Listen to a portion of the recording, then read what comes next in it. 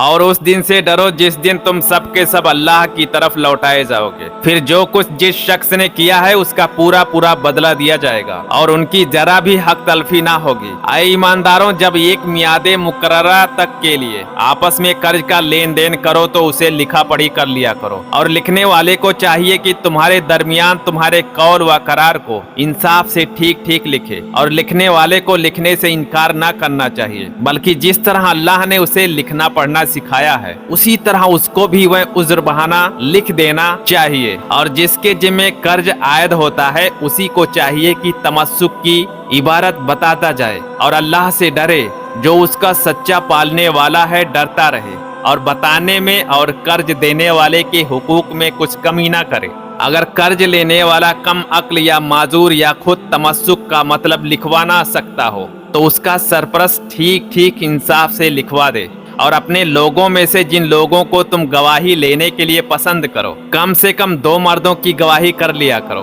फिर अगर 2 मर्द ना हो तो कम से कम 1 मर्द और 2 औरतें, क्योंकि उन दोनों में से अगर एक भूल जाएगी तो एक दूसरी को याद दिला देगी। और जब गवाह हुक्काम के सामने गवाही के लिए बुलाया जाए तो हाजिर होने से इनकार ना करें। और कर्ज का मामला ख्वाह छोटा हो या उसकी मियाद मुअय्यन तक की दस्तावेज लिखवाने में काहिली ना करो। अल्लाह के नज़दीक ये लिखा पढ़ी बहुत ही मुंसिफाना कार्रवाई है और गवाही के लिए भी बहुत मजबूती है और बहुत करीन कयास है कि तुम आइंदा किसी तरह के शक व शुबहा में ना पड़ो। मगर जब नगद सौदा हो जो तुम लोग आपस में उलट फेर किया करते हो तो उसकी दस्तावेज के ना लिखने में तुम पर कुछ इल्जाम नहीं है। हाँ, और जब उसी तरह की खरीद फरोख्त हो तो गवाह कर लिया करो और कातिब दस्तावेज और गवाह को जरर ना पहुंचाया जाए। और अगर तुम ऐसा कर बैठे तो ये जरूर तुम्हारी शरारत है। और अल्लाह से डरो, अल्लाह तुमको मामले की सफाई सिखाता है और वह हर चीज को खूब जानता है।